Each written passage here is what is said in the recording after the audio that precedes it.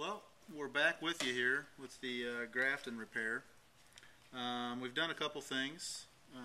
We've attached the bell-to-body brace. Okay, came out well. This repair.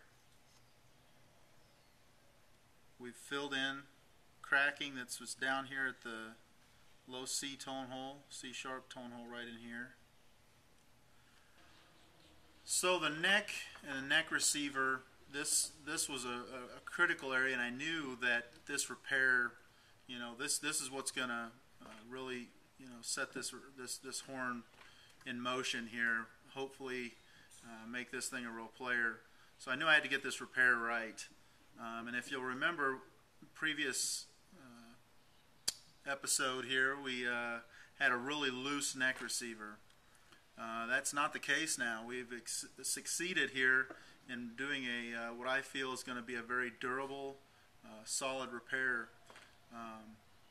What we did is, and I have to say that I called quite a few people on this one. Called my old professor, Rod Silgenberg, and he gave me some wise words of wisdom. Called a couple other gentlemen that are reputable in the trade. And some sort of sealant was one suggestion, and two would be some shimming. Now, I did like the idea of shimming because we had a lot of motion. There was a lot of rock there, and I felt that just a sealant could, over time, is gonna definitely loosen again. So I went with a combination of the two. And what I used for shim material was overhead projector screen or film. It's very thin, very flexible, so I was going to be able to wrap it and bend around, and it was great. It worked just beautifully. Was able to get it up underneath. It really prevented, before I even used a sealant, it really prevented the rock. However, I wanted to ensure that this is going to be airtight. Okay, just because you have the neck in and it's not wobbling doesn't mean that you have an airtight seal here.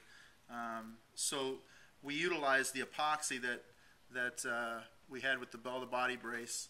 We ran a nice bead of epoxy right around. There's a nice little groove here. Ran that right around, all the way around the receiver, and this is a solid repair now. I really feel comfortable with its durability, and hopefully it'll stand the test of time.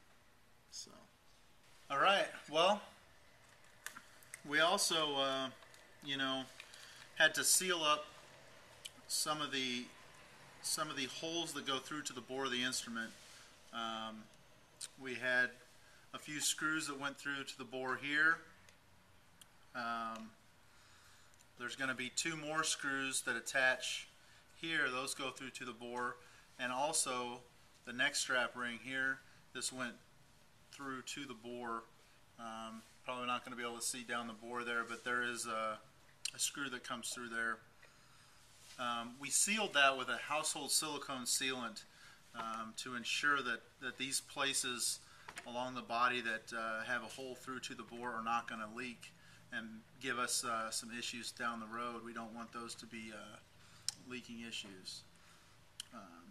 So, also want to talk a little bit about the epoxy that we used. Some great stuff from 3M Scotch Weld. It's specifically for an acrylic, plastic for acrylic. Stuff is great, man. It's very durable. I've had great results with it so far. And as you can see, the dry color is almost an identical match. It's really great stuff, especially for working on this particular instrument that we have right here. So next, we're going to be coming at you with the padding. Okay, we're pretty much at that stage. We're going to be making some resonators and that as well. Turn off my light here. It's important when you do any type of padding, you're going to use a leak light that you got to have kind of a darker area. So we're going to flip on the leak light here. Uh-oh. Uh-oh. What do we got going on here? Look at this. It's A Christmas Story revisited. You know, this thing should be in the front of a window, right the front of your house. You know, that way you can just flip the light switch on. It'll just illuminate. It'll look so gorgeous from the street, you know. We're not going to be able to really use a leak light, ladies and gentlemen, on this saxophone. We're going to try to incorporate it as much as possible. You know, we're going to, it'll be a different fluorescent of light coming through. Fluorescent's not the correct word, but it'll be a different shade of light that's going to be coming through if there's a leak. However, it's going to be virtually impossible to really utilize a leak light the whole way through this padding job.